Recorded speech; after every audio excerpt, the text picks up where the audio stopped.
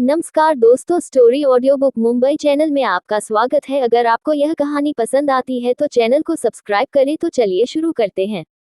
अनाया की ऐसी शरारत देखकर हर्षवर्धन के चेहरे के भाव बदल जाते हैं। यह सुनते ही हर्षवर्धन की आंखें छोटी हो जाती है और वह अनाया की कमर पर अपने हाथों टाइट कर लेता है और अपना सिर झुकाकर अनाया के होठों पर किस करते हुए कहता है, भूलो मत वाइफी, तुम पहले से ही मेरी बीवी हो। अनाया शरारत भरी आवाज में कहती है, मैं तुम्हारी वाइफ थोड़ी देर पहले तक थी। अब तो मैं सिंगल हूँ जहाँ तक मुझे पता है। अब तक तुमने मुझे पटाया नहीं है। यह सुनते ही हर्षवर्धन की आंखें छोटी हो जाती है और वह अनाया से कहता है, यह क्या मजाक है अनाया, तुम ऐसा क्यों कर रही हो। अनाया मुस्कुराकर कहती है, लाइफ में थोड़ी एक्साइटमेंट लाने के लिए। हर्षवर्धन कहता है, ठीक है इना अनाया, जैसा तुमको हो। मैं तुम्हारी बात मानने के लिए तैयार हूँ। आज से मैं कोशिश करूंगा कि मैं तुम्हें कैसे मेरी गर्लफ्रेंड बना सकूं। लेकिन अनाया तो तब से ही शॉक थी जब से हर्षवर्धन ने उसे एना अनाया कहा था। अनाया इमोशनल होते हुए हर्षवर्धन से पूछती है, अभी अभी तुमने मुझे क्या कहकर बुलाया। हर्षवर्धन कंफ्यूज सा चेहरा करके अनाया की ओर देखता है और कहता है, मैंने तुम्हें अभी अभी प्यार से एना कहा। यह सुनते ही अनाया की आंखों में पानी आ जाता है और वह अपने आंसू हर्षवर्धन से छुपाने के लिए इधर उधर देखने लगती है। अनाया की आंखों में आंसू देख परेशान होते हुए हर्षवर्धन कहता है, क्या तुम्हें पसंद नहीं आया? तो मैं आइंदा से तुम्हें इस नाम से कभी नहीं बुलाऊंगा। हर्षवर्धन को इतना परेशान होता हुआ देख अनाया अपने आंसू पोंछते हुए हर्षवर्धन की ओर देखकर कहती है, ऐसा नहीं है कि मुझे पसंद नहीं आया, लेकिन इस नाम से मुझे मेरी मॉम बुलाया करती थी और जब से वह मेरी जिंदगी से गई है उसके बाद पहली बार किसी ने मुझे इस नाम से बुलाया है, इसलिए मुझे मॉम की याद आ गई। जब वह मुझे इस नाम से बुलाती थी तो शायद इस दुनिया में वह मुझे सबसे ज्यादा प्यार करती थी। और अब तुम भी मुझे इस नाम से बुला रहे हो। लगता है तुम भी मुझे अपनी जिंदगी में सबसे ज्यादा प्यार करने वाले हो। यह सुनते ही हर्षवर्धन के चेहरे पर मुस्कान आ जाती है और वह अनाया के माथे पर किस करते हुए कहता है, जरूर मैं तुम्हें इतना ही प्यार करूंगा जितना तुम्हारी मोम करती थी, और शायद उससे भी ज्यादा। अब तक बाथटब का पानी भी ठंडा हो चुका था तो हर्षवर्धन अनाया से कहता है, चलो सोने के लिए चलते हैं। पानी ठंडा हो चुका है, तुम्हें ठंड लग जाएगी। अनाया बिना किसी हिचकिचाहट के साथ सोने के लिए चली जाती है। बिस्तर पर लेटते ही हर्षवर्धन अनाया को अपनी बाहों में भर लेता है और अनाया भी हर्षवर्धन को एकदम चिपक कर सो जाती है। अपनी पूरी जिंदगी में हर्षवर्धन आज तक किसी के इतने करीब नहीं गया था, लेकिन आज अनाया को अपनी बाहों में सोता देख वो काफी खुश था और उसके चेहरे पर एक मुस्कान थी। उधर दूसरी ओर अनाया के चेहरे पर भी सोते हुए एक सुकून था और वह काफी खुश हो रही थी कि अब उसकी जिंदगी में भी कोई ऐसा है जो उसकी फिक्र कर रहा है और जो उसे खतरों से बचाएगा। वह दोनों ऐसे ही एक दूसरे को पकड़कर सो गए। दोनों ऐसे ही पूरी रात एक दूसरे की बाहों में सोते रहे। नायक डॉक्टर थी और उसका खुद को फिट रखना जरूरी था, इसीलिए अनाया को सुबह सुबह जॉगिंग और एक्सरसाइज की आदत थी और हर्षवर्धन को भी वही आदत थी। दोनों की आंख 6 बजे ही खुल जाती है। सुबह सुबह सबसे पहले अनाया की आंख खुलती है। वह खुद को हर्षवर्धन की बाहों में देख मुस्कुरा देती है। फिर वह अपने ऊपर से हर्षवर्धन का हाथ हटाती है और खड़ी होकर जाने ही वाली थी कि तभी उसका ध्यान हर्षवर्धन पर जाता है और सोते हुए वो बहुत प्यारा लग रहा था। अनाया झुकती है और हर्षवर्धन के माथे पर एक किस कर लेती है और बिस्तर से उतरने लगती है। तभी हर्षवर्धन अनाया का हाथ पकड़ लेता है और उसे अपनी ओर खींचता है। ऐसे अचानक खींचे जाने से अनाया डर जाती है और उसका ध्यान हर्षवर्धन पर जाता है तो वो मुस्कुरा रहा था। हर्षवर्धन अनाया के होठों पर किस करते हुए कहता है, गुड मॉर्निंग एना अनाया। अनाया भी मुस्कुरा कर कहती है, गुड मॉर्निंग मिस्टर हस्बैंड। चलो अब उठ जाओ, सुबह हो चुकी है। जहां तक मुझे पता है तुम्हें भी मेरी तरह जॉगिंग की आदत है। हर्षवर्धन अनाया को वापस किस करते हुए कहता है, आज तो मेरा उठने का बिल्कुल भी मन नहीं है।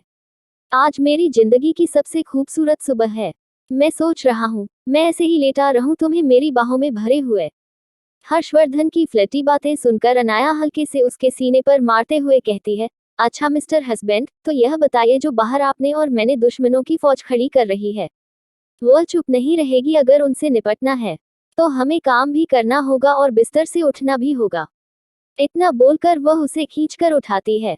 अनाया की बात सुनकर हर्षवर्धन मुस्कुराता है और अनाया को एक झटके से उठाकर बाथरूम की ओर बढ़ जाता है और कहता है, चलो साथ में शावर लेते हैं, पानी भी बचेगा और वक्त भी। फिर वो दोनों फ्रेश होकर जॉगिंग के कपड़े पहनकर नीचे आते हैं। वो दोनों ही घर से बाहर निकलकर पीछे जॉगिंग एरिया की ओर बढ़ जाते हैं। अनाया देखती है, यह जगह काफी खूबसूरत है। हर्षवर्धन जहाँ रहता था, वो मुंबई की सबसे महंगे इलाका था, जिसका नाम ब्लू हिल, और यहाँ आसपास की ज्यादातर सारी प्रॉपर्टीज हर्षवर्धन ने ही खरीद ली थी। इतना ही नहीं, यह इलाका मुंबई से थोड़ी बाहर था, ताकि मुंबई के शोर शराबे की आवाज यहाँ तक ना पहुँचे। यहाँ बहुत ज्यादा हरियाली थी और बहुत बड़ा गार्डन भी था, और यहाँ की सिक्योरिटी भी बहुत ज्यादा अच्छी थी। अनाया बाहर आकर देखती है, यहाँ एक घर से दूसरे घर के बीच डिस्टेंस भी थोड़ा ज्यादा था, और तकरीबन हर विला में अपना प्राइवेट गार्डन भी था, और बच्चों के लिए थोड़ी दूर एक प्लेग्राउंड भी था। हर्षवर्धन और अनाया जॉगिंग रनिंग करने के लिए निकल जाते हैं। बाहर तो अभी तक ढंग ठीक से उजाला भी नहीं हुआ था, इसीलिए रास्ते पर कोई इंसान नहीं था। वहां पर सिर्फ वह दोनों ही थे। वैसे इस इलाके में और कोई होता भी नहीं था, ज्यादातर सड़कें खाली ही होती थी, क्योंकि यह इतनी महंगी जगह थी कि आम लोग इसे अफोर्ड नहीं कर सकते हैं।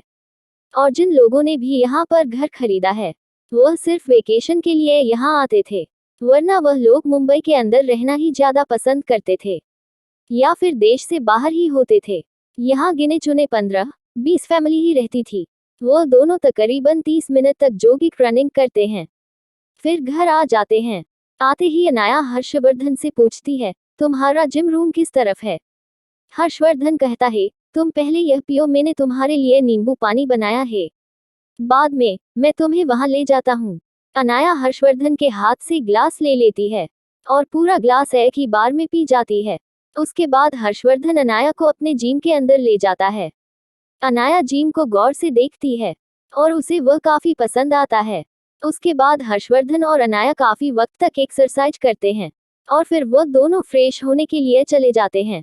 अनाया पहले फ्रेश होकर नीचे आ जाती है और किचन में जाकर हर्षवर्धन और अपने लिए ब्रेकफास्ट बनाने लगती है। ब्रेकफास्ट बनाते हुए उसे पिछले जन्म की कुछ बातें याद आती है कि वह इसी तरह हर बार विशाल के लिए खाना बनाती थी। यहाँ तक कि उसे खाना बनाना नहीं आता था, तो विशाल के कहने पर उसने खाना बनाना भी सीखा था, और तकरीबन हर तरह का खाना वह बना लेती थी। लेकिन फिर भी विशाल कभी उसके खाने की तारीफ नहीं करता था, यहाँ तक कि वह उसका बनाया हुआ खाना ले जाकर उसकी बहन जाने के साथ खाता था। इस जन्म में तो अनाया पहली बार किसी के लिए खाना बना रही थी, लेकिन उसके लिए कोई ज्यादा प्रॉब्लम नहीं होने वाली थी, क्योंकि उसके पास पिछले जन्म की सारी यादें थी, इसीलिए वह अच्छे से ब्रेकफास्ट बना लेती है। अभी वह आखिरी डिश बना ही रही थी कि पीछे से जो मजबूत हाथों ने उसे कमर से पकड़ लिया, और अचानक किसी के जकनेने से अनाया डर जाती है और डर के मारे अपने हाथ में रखा हुआ वुडन स्पून, लकड़ी की करछी, छोड़ देती है। तभी हर्षवर्धन अनाया के कान के पास आते हुए धीमे से कहता है, क्या बना रही हो? बहुत अच्छी खुशबू आ रही है। अनाया हल्के से डांटते हुए हर्षवर्धन से कहती है, क्या कर रहे हो? मुझे डरा दिया। अनाया की बात सुनकर हर्षवर्धन उसे दूर नहीं हुआ, बल्कि उसके गाल पर हल्के से किस करते हुए उससे फ्लर्ट करने के अंदाज में बोला, वाइफी, यह हमारा घर है और यहाँ पर कोई भी नहीं आता, यहाँ तक कि कोई नौकर भी नहीं। मुझे अकेला रहना पसंद है, और आज से इस घर में सिर्फ 2 ही लोगों होंगे, एक तू और एक मैं। और घर के हेल्पर भी तभी अंदर आते हैं जब हम लोग उन्हें बुलाते हैं, वरना वो लोग सर्वेंट क्वार्टर में ही रहते हैं, और वह लोग साफ सफाई और बाकी सारा काम भी हम लोग चक्कर पर नहीं होते तभी घर जाते हैं। इसलिए मेरी जान हम लोगों को फिर डिस्टर्ब नहीं करेगा। अनाया स्टोव बंद करके पीछे की ओर मुड़ती है और हर्षवर्धन के गले में हाथ डालते हुए कहती है, ओह, तो मेरे पति को अकेला रहना ज्यादा पसंद है। हर्षवर्धन कहता है, बिल्कुल, लेकिन अब से नहीं, अब से सिर्फ तुम्हारे साथ रहना पसंद है। इतना बोलकर वो अनाया को उठाकर मेज पर बिठा देता है और उसे किस करने लगता है। किस करते करते वो अनाया की गर्दन तक पहुंच जाता है। उसका हाथ अनियंत्रित होकर अनाया की थाइस पर चला जाता है। अनाया हर्षवर्धन को रोकते हुए कहती है, बेबी प्लीज रुक जाओ, वरना हमारा ब्रेकफास्ट ठंडा हो जाएगा। आगे क्या प्लान होगा अनाया और हर्षवर्धन का, और क्या वह दोनों एक दूसरे को प्यार कर पाएंगे? अगर आपको अगला एपिसोड चाहिए तो लाइक करें, कमेंट करें और चैनल को सब्सक्राइब करें।